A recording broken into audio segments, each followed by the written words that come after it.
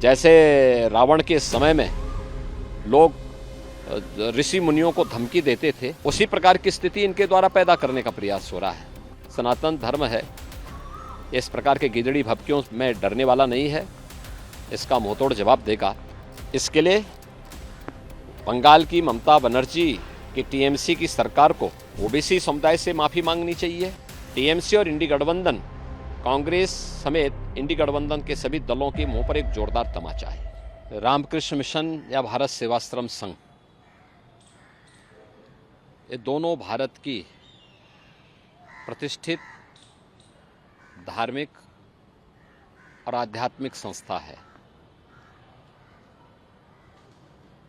इनके द्वारा जो कार्य किया गया है, रामकृष्ण मिशन स्वामी विवेकानंद के आदर्शों पर चल कर के पूरे देश और पूरी दुनिया के अंदर सनातन धर्म के मूल्यों और आदर्शों को, भारत के आध्यात्मिक मूल्यों को देश और दुनिया तक पहुंचाने में बहुत ही सराहनीय कार्य किया। सांस्कृतिक और आध्यात्मिक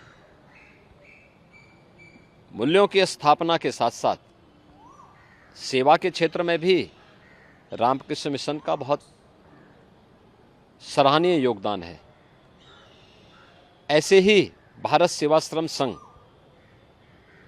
या भारत का सनातन हिंदू धर्म का एक प्रखर आध्यात्मिक और सांस्कृतिक संस्था है। स्वामी प्रणवानंद जी के मूल्यों और आदर्शों को लेकर के भारत सेवाश्रम संघ में देश और दुनिया में भारत के सनातन धर्म के मूल्यों और आदर्शों के लिए बहुत ही सराहनीय कार्य किया। सेवा के विभिन्न प्रकार के प्रकल्पों को भी दुनिया के अंदर ये संस्था लेके चलती है। लेकिन जैसा इंडी गठबंधन है, कांग्रेस और उसके सहयोगी दल टीएमसी हो, समाजवादी पार्टी हो या आरजेडी हो या आम आदमी पार्टी हो, जैसे इनकी प्रवृत्ति है, इन लोगों की पूरी राजनीति हिंदू विरोध पर आधारित है।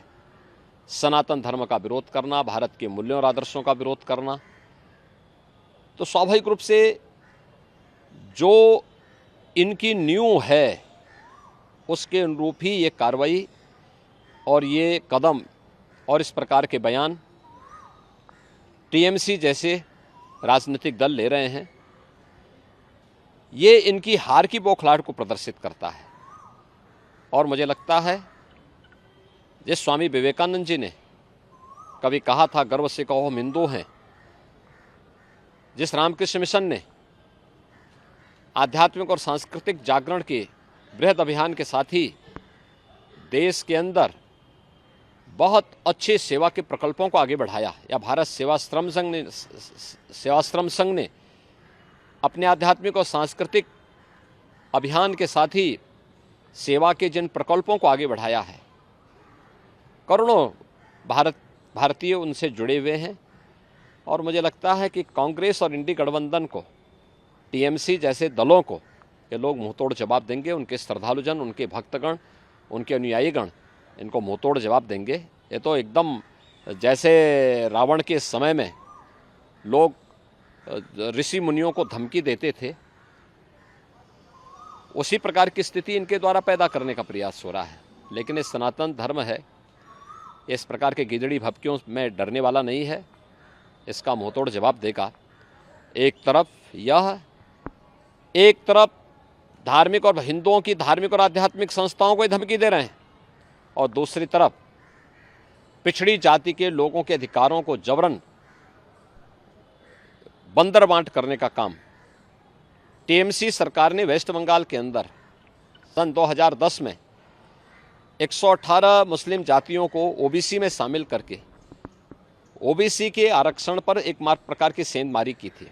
पिछले 14 वर्षों में लाखों पिछड़ी जाति के लोग इन सुविधाओं से वंचित हुए होंगे। इसके लिए बंगाल की ममता बनर्जी की टीएमसी की सरकार को ओबीसी समुदाय से माफ़ी मांगनी चाहिए, कांग्रेस को इसके लिए माफ़ी मांगनी चाहिए।